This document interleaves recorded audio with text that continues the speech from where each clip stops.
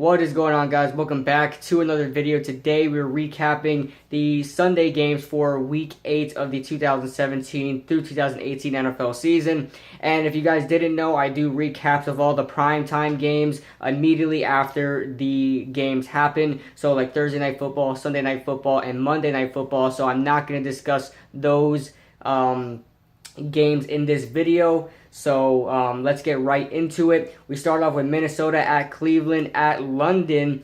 And in the beginning of this game, Minnesota was looking like they weren't going to show up for this game, just like Baltimore versus Jacksonville. It looked like it was going to be one of those games. Not a blowout, but it just seemed like, a huge upset was going to happen in this game. That wasn't the case. The Minnesota Vikings pull away towards the end of the game. The Browns defense, you have to commend them for the work that they did early in this game. But then again, it's the turnovers that happened with the Browns. Isaiah Crowell fumbling the ball, which ultimately, shifted the momentum to the Minnesota Vikings as they were trailing by, I believe, 2 points or something like that. I think it was like 12-10 or something like that. It was really close at the time, or 13-10 or something, 13-9 or 12-9, something like that, in that range. But Minnesota was losing towards halftime, and they started coming back. Adam Thielen really came on, had 98 yards in this game, and it also didn't help that the Browns, kicker Zane Gonzalez, rookie that was drafted by the Browns, missed a PAT and a field goal. So that that doesn't help the morale of this Cleveland football team. So they go 0-8, and is Hugh Jackson really doing anything over there? You have to, take that into consideration. Is he worth firing, or should they just stay with their coach? I mean, I've never seen a Browns team really. I mean, the Browns suck like always, but they usually have a win by this time. They're not always going to be, 0-8, 0-9. They only got one win last year. That was towards the end of the year. And Los Angeles, at the time it was San Diego, they weren't really trying too hard. So, you got to say, is Hugh Jackson really helping this team get better for the future? They have a pretty good team together to at least get a win. I mean, their defense looks pretty good right now. You got some, no-name players really doing good for you. Brian Body Calhoun, Jamar Taylor, Joe Schobert, and then you got some big names out there, sort of big names. You got Jason McCourty, who I think is leading the NFL in interceptions right now, if not close to that. You've got, Jabril Peppers. And that defense is looking really good. You got Myles Garrett as well. He hasn't been playing. He has 4 sacks already, but only played in like 2 games or something like that. So, and their offense doesn't look too bad either. Deshaun Kaiser is really, I think we over-exaggerated with him in the beginning. He can make some plays with his feet and can extend some plays, but I think he just has too much of a gunslinger mentality, throws too many interceptions. But sure, he'll learn for that. He's a rookie, but this Browns team should at least have a win by now. This isn't the worst roster they've had, and other Browns teams have at least had a win by now. So you have to question, can they even win a game? But yeah, the Vikings wound up pulling out this win and also covering their 10-point spread. Or I think when I made the video, it was a 9-point spread. So at the time it was a 9-point spread, and they wound up covering that. 33-16 is the final score. Moving on to Oakland versus Buffalo, and Oakland, man, they're really going downhill, and Buffalo is really ascending. I thought by this time Buffalo would start to slow down and start losing games, because they always start strong. In the past couple of years, they've been starting pretty strong. They've been looking like a possible wild card team, but then later on towards the year, around this time, they start slowing down, coming back to earth. But Buffalo putting up a 34-point game. Offensively, I think it was I'm not good at math, but 27-point game for them, because I think there was a fumble 6 by Matt Milano.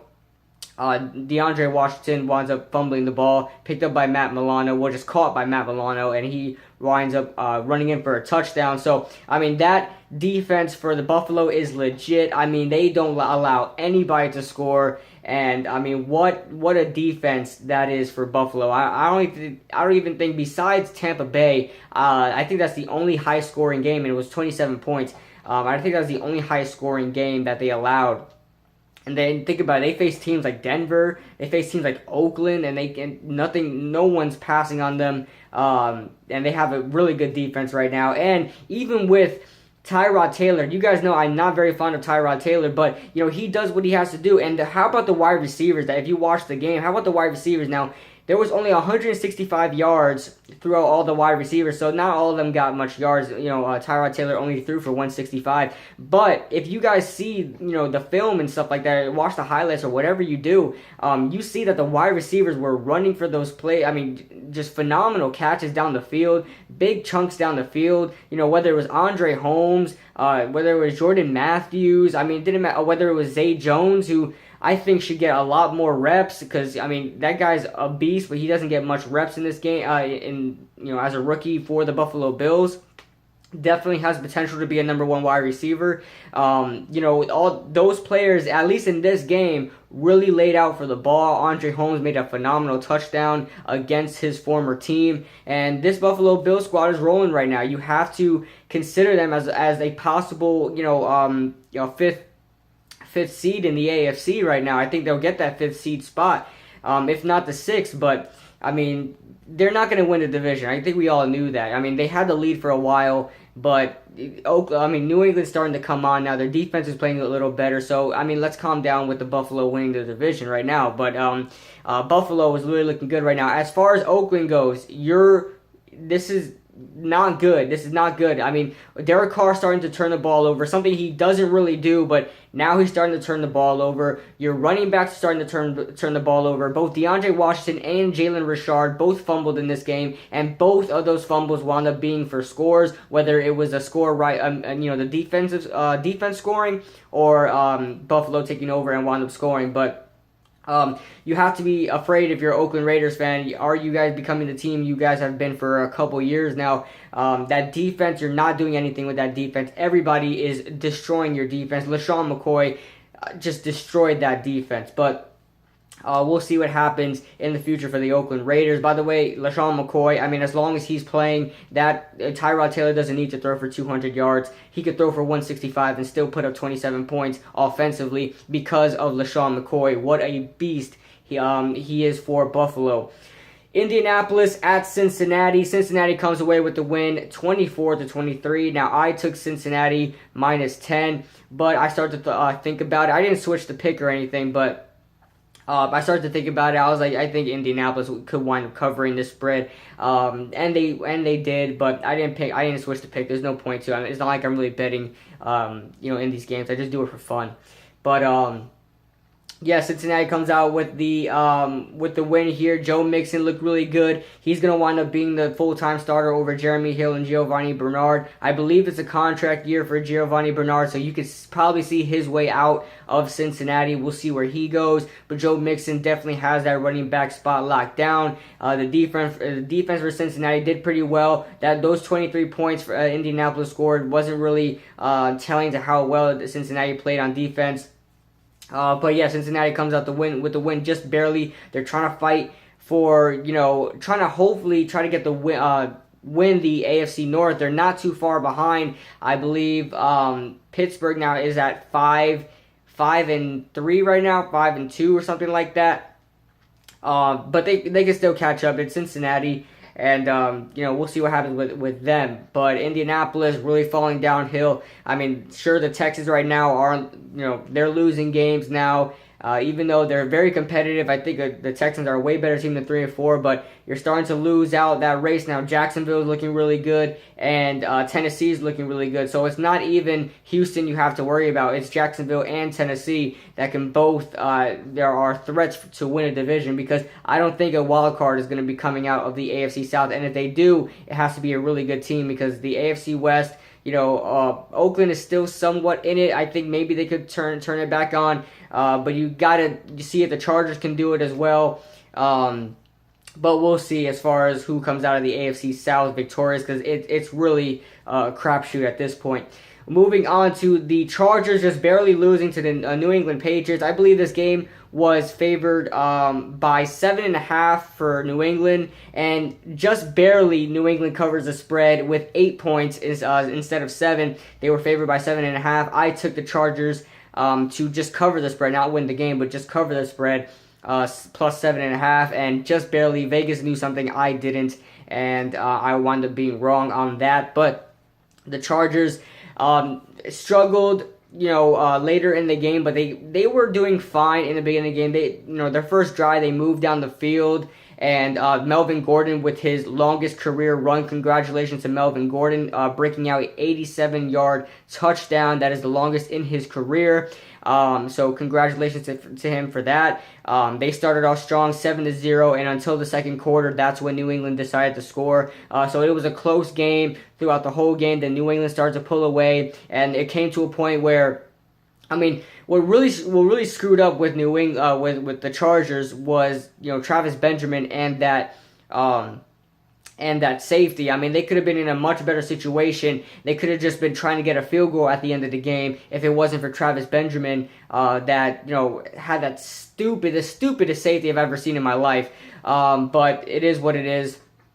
It came down to the Chargers trying to finish off in the last seconds of the game. They tried to spike the ball, and they did, but they threw an interception. I believe it was Cyrus Jones that got the interception at the end of the game. But had it been that safety, had it been a safety that Travis Benjamin got, had he not got that, and the Chargers would have built up field goals in that game, then they could have kicked the field goal at the end and hopefully win the game. But New England just barely gets out with the win against the Los Angeles Chargers, just as I predicted.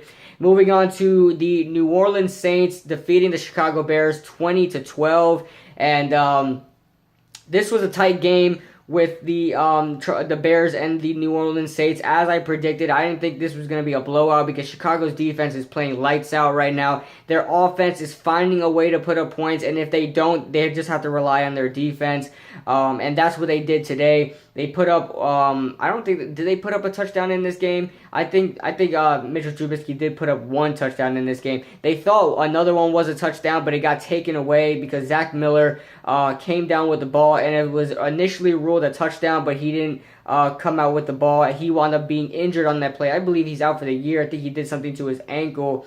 But yeah, no touchdown scored. But how about Trey McBride in this game? Really came on. Only had 3 receptions, but had 92 yards out of those 3 receptions. So really came on for the Chicago Bears. And it seems like Mitchell Trubisky is just using anybody because that wide receiving core for Chicago is depleted. But good job for New Orleans getting their 4th win straight. And they are moving in the NFC South, looking like the favorite right now to win the NFC South.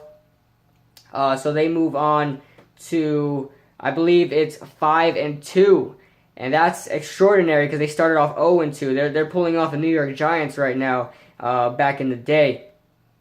So good job for the New Orleans Saints on that. Drew Brees hoping to get another ring in his career. We move on to Atlanta versus the Jets, and I watch a lot of this game. On Sundays, I really tune in to NFL Red Zone because you get to follow every single game that goes on instead of following the good and bad moments of one game. You could just focus on all the exciting moments of all the games happening. If you guys don't have Red Zone, you guys should really get it because it just gives you a whole bunch of information at the same time with all these games that's going on. So they had this game on for quite a while because it was back and forth with these two. The Jets wound up scoring first, and then right after that, Matt Ryan, I believe, he fumbles the ball. Alex Mack and Matt Ryan had mishaps on the snap 3 separate times in this game. 2 of them were fumbles, and they were recovered by the defense, and another one was for a 2-point try, and as you guys guessed it, they didn't convert on that because of the mishap with the snap. So the rain really screwed up with Matt Ryan and his offense, and it's just because,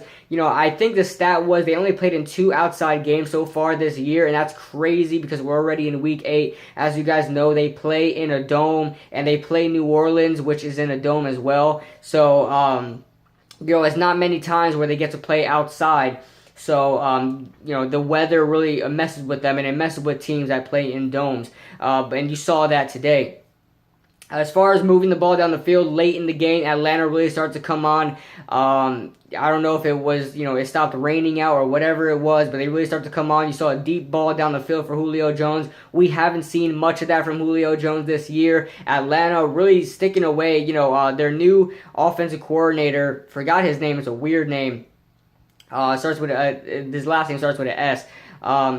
Steve Sarkisian, something like that. Really not, trying to run the ball, which is they were very successful in running the ball last year. Not much running the ball this year. If that, they're not getting very successful in running the ball. With Devontae Freeman and Tevin Coleman, the two best speedback duos in the NFL, and then they're really not using Julio Jones that much. Julio Jones got his first touchdown versus New England. I believe it was his first touchdown versus New England in garbage time. So, they really have to put that together. They squeaked out with the win today, and that was because of the Jets missing 2 field goals in this game. So we talk about the Jets getting those 2 field goals. We're talking about a 26-25 game with the Jets being victorious. So, the Atlanta Falcons really have to thank the weather for allowing them to get this win.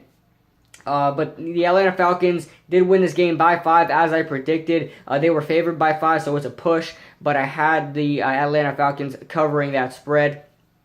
So the Jets, to me, they could have gotten this win. It would have been very impressive, sort of, because the Falcons are really falling. They're not the same team that was in the Super Bowl last year. But the Jets, to me, have not beaten a good team yet. A lot of people saying that their offense is very good, their defense is playing well, but who have they beaten, really? I mean, they choked the game to the Jets, and before that, they beat the they choked the game to the Dolphins, and then before that, they beat the Dolphins. So they split with the Dolphins, but are the Dolphins really any good? I mean, they just got smoked by the Ravens. So the Jets, to me, really haven't beaten anybody really, that deserving of recommendation. Congratulations, you beat somebody good. So the Jets to me aren't very good, even though their offense looks good at times. To me, aren't very good. We move on to the 49ers at the Philadelphia Eagles. The Philadelphia Eagles looked very good in this game. Towards the end of the game, though, that's when they started building up the score, running up the score. But I mean, we're talking about almost at halftime, it was 3-0 still, and, you got to give it to the 49ers front seven, really forcing pressure on Carson Wentz and that beat-up offensive line. As you guys know, Huma Vaitai, also known as Big V, was starting at left tackle, and he's not very good. I know a lot of Eagles fans, being a Giants fan myself, I know a lot of Eagles fans they're not very fond of Big V at left tackle or playing whatsoever. To me, they have to figure out a way to get Big V on right tackle and Lane Johnson at left tackle. I don't know why they haven't tried that yet. Maybe they haven't tried it yet because 49ers have a fierce pass rush, and they showed that in this game, so I don't think they were gonna really try that here. But good job. And CJ Beathard didn't do terrible. I don't know if he threw an interception in this game, but I mean, early in this game, sure, they weren't able to get points, but it looked at times they were moving down the field. They, just once they got to close to Philadelphia territory, if not in Philadelphia territory, they couldn't put any points on the board. So, Philadelphia comes out with the win. They avoid a potential trap game. A lot of people were saying maybe this could be a trap game. I didn't believe it, but 33-10. San Francisco only scoring 10 points on consecutive weeks against NFC East opponents. And allowing over 30 on both opponents. So that's not good. They're being outscored in the past 2 weeks.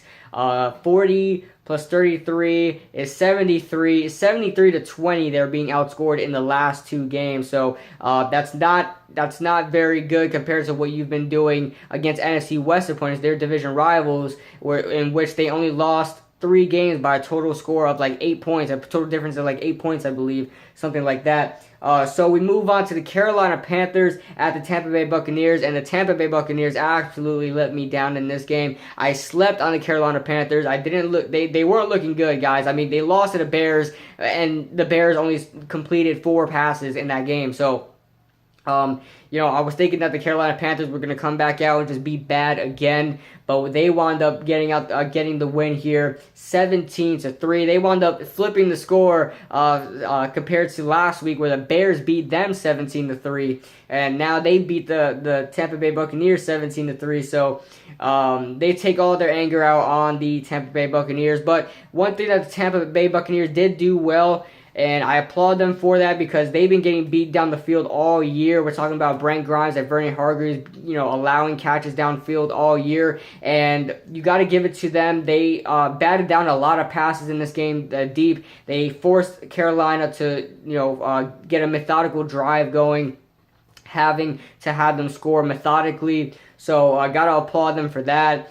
Cam Newton and their offense still doesn't look good. They still struggle moving the ball down the field against a bad Tampa Bay defense, but maybe we saw that because they're division rivals. So, and you have to wonder, is Carolina going to sweep the Tampa Bay Buccaneers? Because both, for the past 3 years, these two teams facing off against each other have ended in sweeps. So I believe last year Carolina got the sweep, and the year before that Tampa Bay got the sweep. So sweeps happening. Maybe we see that again this year, Carolina sweeping Tampa Bay. It looks possible because Tampa Bay can't find a way to get a win after having a pretty good start, beating the Bears 29-0 and the Giants 25-22. So Tampa Bay Buccaneers, a lot of people thought they would be a dark horse to make the playoffs. Their offense is really underwhelming, and their defense, a lot of injuries, banged up, but they weren't good anyway. But you'd hope that they pick it up towards the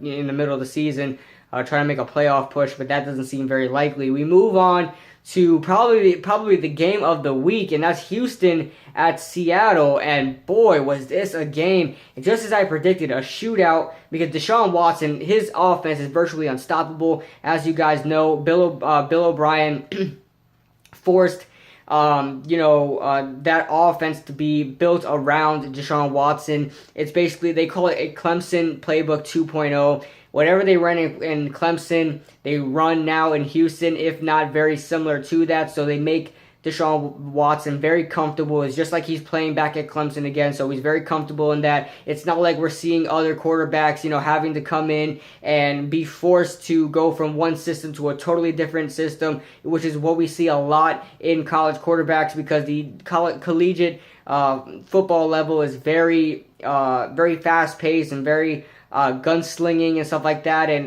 no huddle offenses and stuff like that. So it's very different from a very precise NFL system, and they found a way to mix both of that for Deshaun Watson, and his offense is virtually unstoppable. But they were held down here by the Seattle offense, and finally they get something going. Seattle has been looking for a high-scoring game for a very long time. Their offense has been looking very shaky these past couple weeks, if not the whole season. But now they actually get some confidence.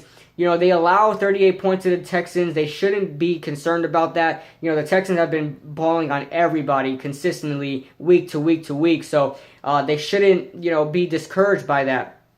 The Seattle Seahawks also didn't allow the game-winning score from the Houston Texans. And Richard Sherman getting 2 interceptions in this game. One of them was the dagger in the game. So a great job by Seattle. How about Paul Richardson? Oh my God. I mean, that guy, he's not a top wide receiver, but it just seems like whenever there's a deep ball needed, Paul Richardson always, if this guy gets a Madden card, his spec catch needs to be at 99. This guy catches 50-50 balls every single time, whenever they need it, whether it's a flea flicker last week, where we saw with the Giants, the flea flicker, or where we see that in a couple playoff games. I think he had it in a couple playoff games. He also had one against Carolina before. This guy, whenever you need a 50-50 ball, he had 1 or 2 in this game as well. Whenever you need a 50-50 ball from Paul Richardson, he is there. So, and then both these quarterbacks threw for 4 touchdowns. So that's 8 touchdowns in total for both these quarterbacks. Both of them threw for over 400 yards. So, what a offensive game that happened here in Seattle. But Seattle winds up coming up with the win, 41-38. We move on to Dallas versus Washington, and the score wasn't too far off. It wasn't a blowout game. Dallas didn't blow out, even though it looked like it 33-19. But it was pretty close in this game for the most part. But the score didn't show that. It looked like a blowout because Washington wasn't able to move down the field, and it was raining in this game, so I guess that contributes to that, but Dallas comes up with the win. They're trying to get back in the NFC race. I think Philadelphia pretty much, unless they choke like they did last year, but I don't think that's going to happen. Dallas can still win the division, but I think right now at this point they're just fighting for a wild card spot. We move on. Oh, actually that's it. So only a couple games played today, yesterday. Altogether, right now, I am 9 and I believe 3. So I'm having a pretty good week. Hopefully, I get to 9 and 9 and 3 or 9 and 4, something like that. I think 13 games were played. If I go 9 and 3, 13 games are played in total this week.